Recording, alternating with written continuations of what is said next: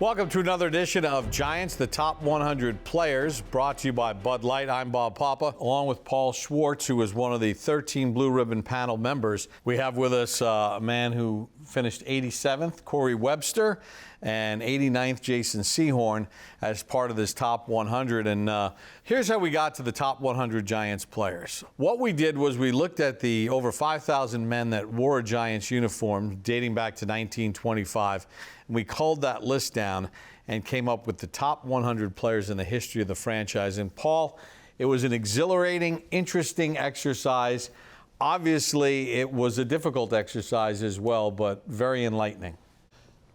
Math has never been my strong suit, okay? But 5,100, that's a really big number, and that's a pretty small number. So it was very difficult. I learned a lot along the process of guys who I never saw play, guys like these two gentlemen who I did see play, and now where am I going to put them? Where are they going to fit?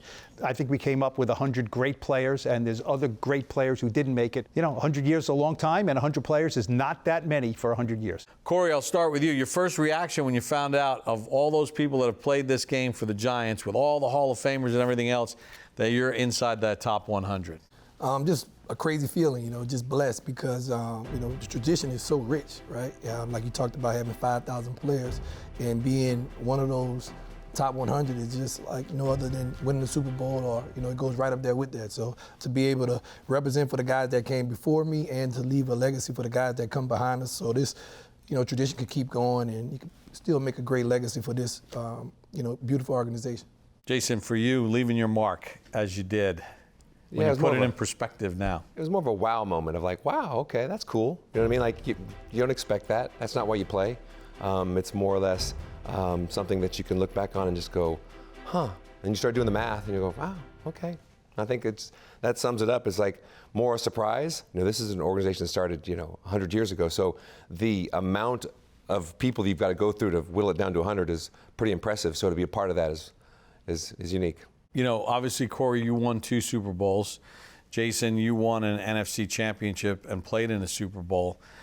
Just talk a little bit about that journey that you went on with your teammates in order to get to that point. And listen, the last pass that Brett Favre ever threw as a Green Bay Packer was intercepted by you in the NFC championship game.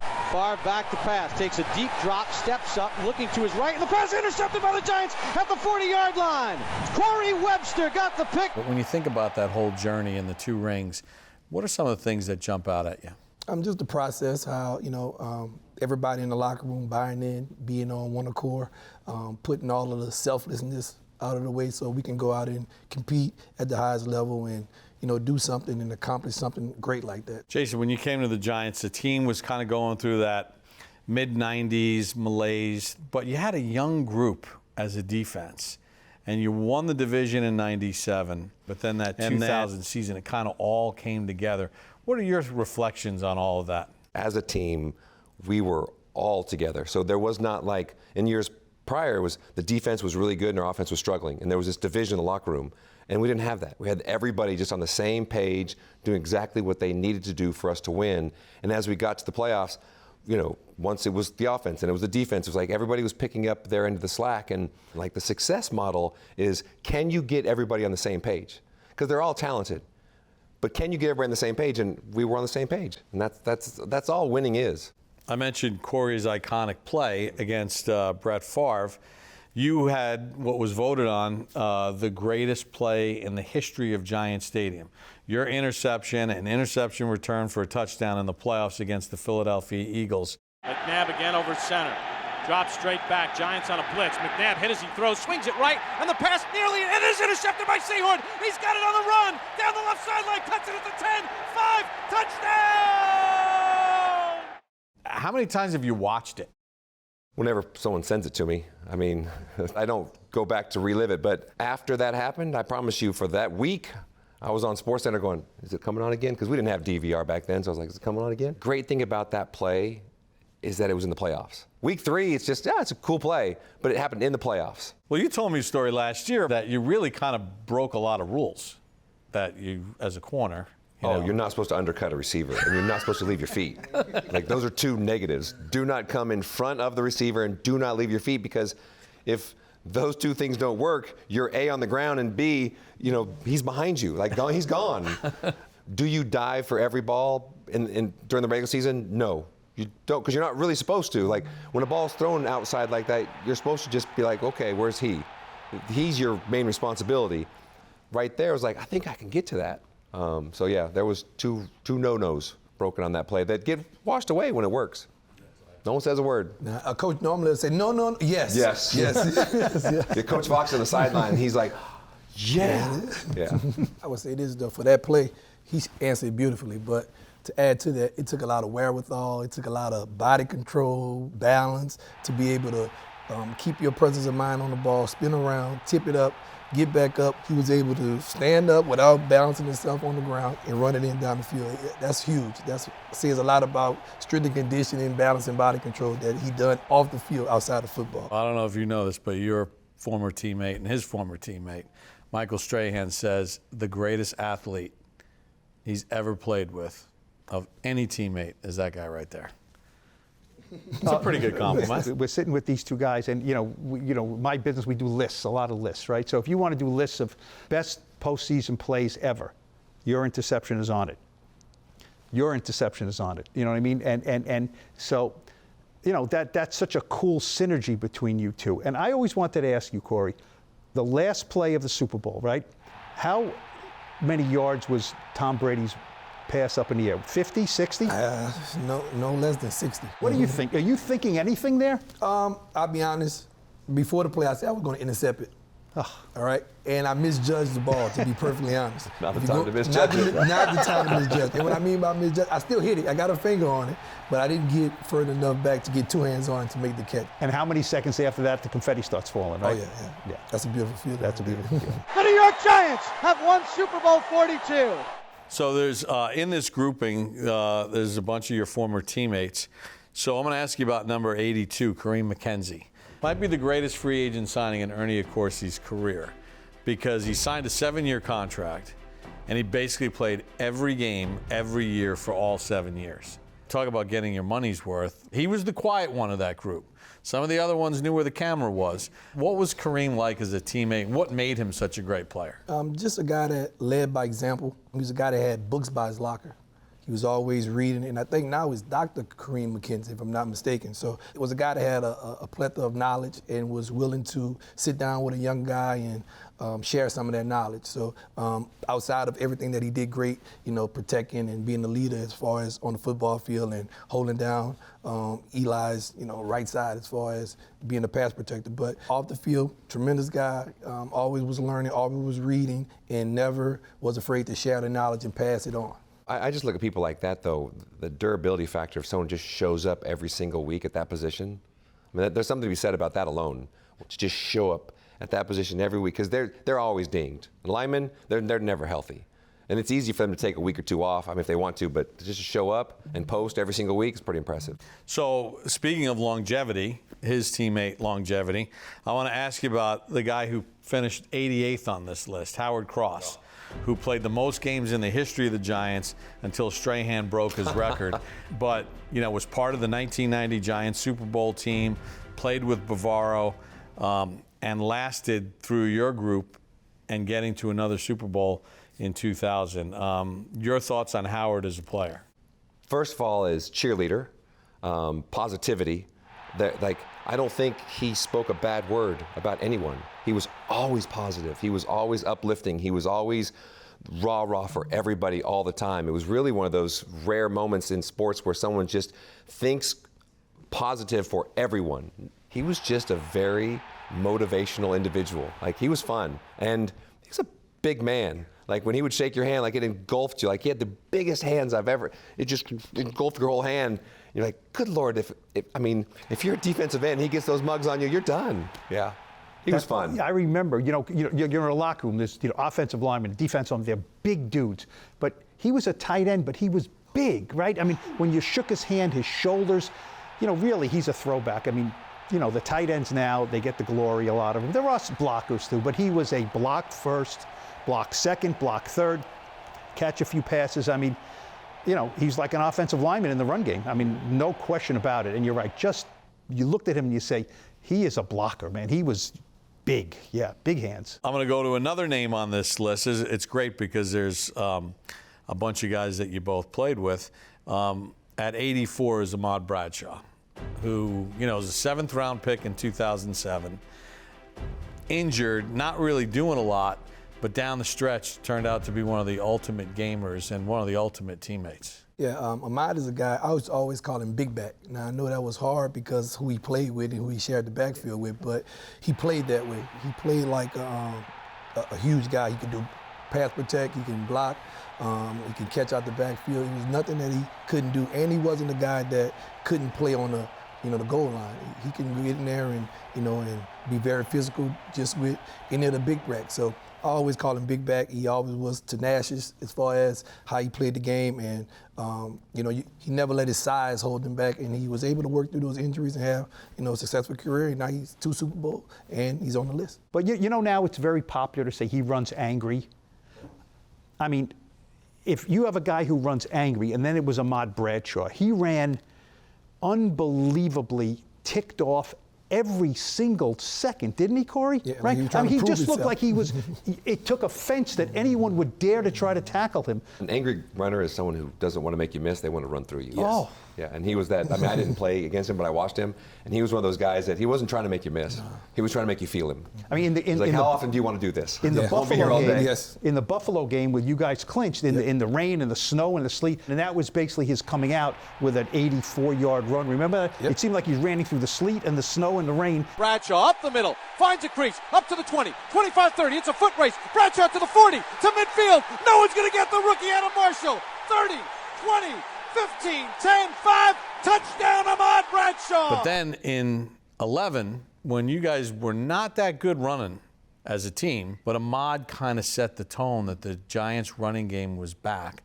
when he runs over the jet safety to kind of ice the game. He set the tone, being able to break through the hole. I think he got to the second level quickly, and like you talked about, he wasn't trying to go around or make him miss.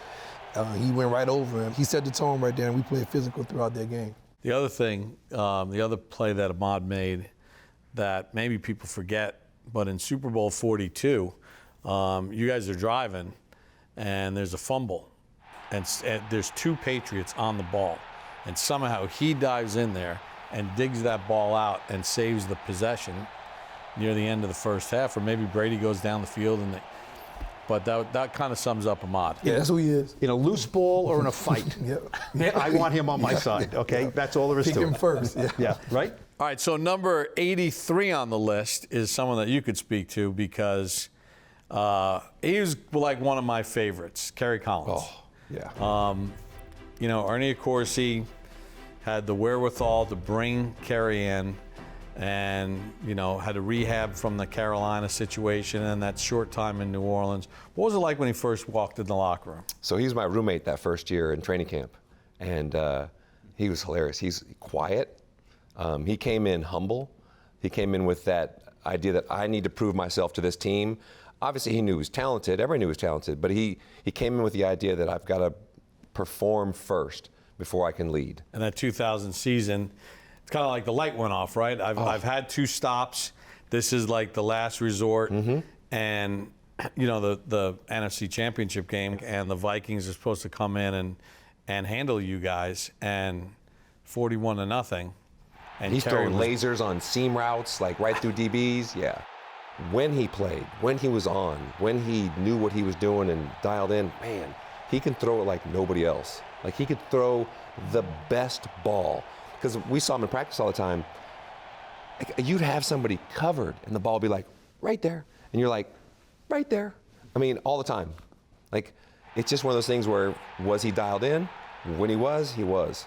Paul, another name on this list at number 85 is Dave Meggett, who was part of the Giants' Super Bowl winning team in 1990, Super Bowl 25. He was Bradshaw before Bradshaw. Yes, I was going to say he was versatile, a guy who helps you win, right? They always say to you guys, the coach says, tell me why I should give you a uniform on game day, right? Are you going to play special teams? You're going to return kicks? What are you going to do that you deserve to be one of the guys out there? I mean, Meggett had how many things he could do. The other thing about Meggett and Bradshaw, that commonality, was they might have been as fierce a running backs as the Giants have had as far as pass protection. Like, they did not blink. They didn't back down, no. Mm-mm. And because they're third down backs, so for the most part. And so you're going to be in there when they're bringing pressure. So you've got to know where to go, and then you've got to man up. Like, as a running back, when linebackers are running full speed, you can't olay them. I mean, you've got to but because they run angry, they're going to block angry.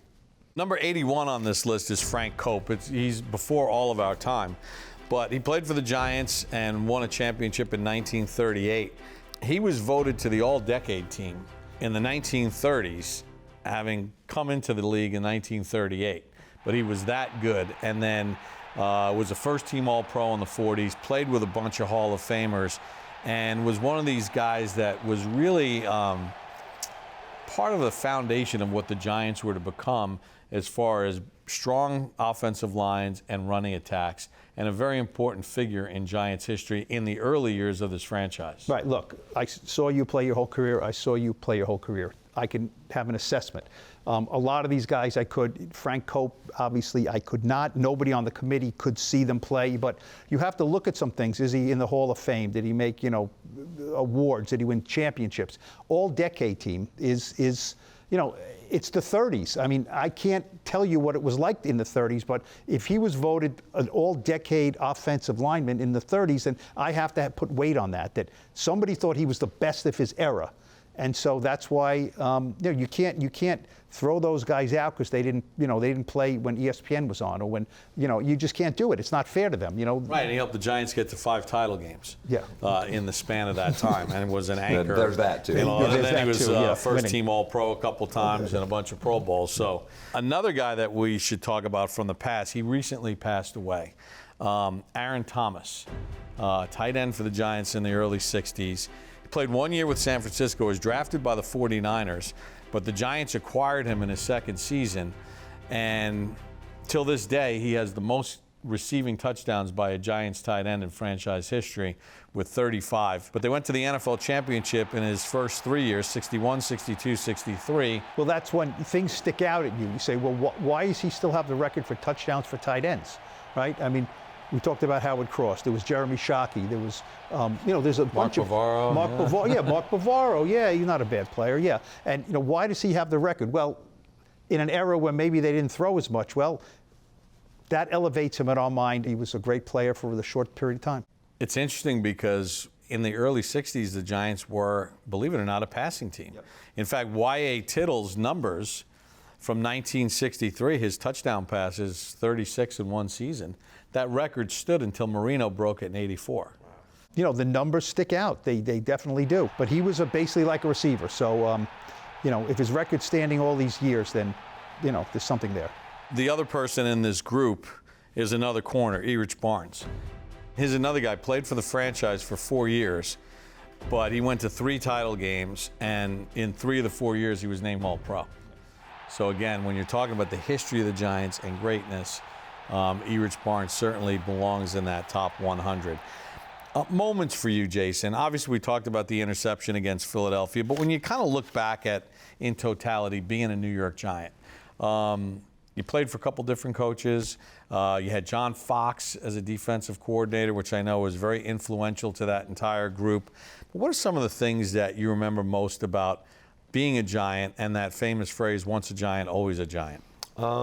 Probably the stadium, understanding that they're going to show up whether you're good or bad, but they're going to show up. A lot of places you go around the league, they don't show. It's empty. This place was full. Here, you just realize everybody was passionate about your team, which made it so much more fun to be a part of. When I first came to New York, I learned to really love playing here. I appreciated the fact that I was drafted by the Giants. When you walk around the streets, people are passionate about you and their team. For me, looking back on everything, it's just being here, getting to do what I got to do in New York instead of someplace else. What about for you, Corey? Yeah, I would agree. This is a great city to be in the position to compete, and when you have success, they're going to celebrate you. Having success here in New York is like no other, so I enjoyed being a Giant, only a Giant. I didn't even think about playing anywhere else. Paul, it's been fun. Yeah, no, it's look, I said I covered both these guys, and they were a little quieter, a little less quiet, but they both, most of the interviews I did with these guys was asking them about why were you successful against this? Why are you successful against that? So, instead of why did you give up a touchdown? Why did you not do this? I mean, 20 interceptions and 19, is that right? Okay, almost 40 interceptions sitting here. Not bad. Gentlemen, we appreciate you.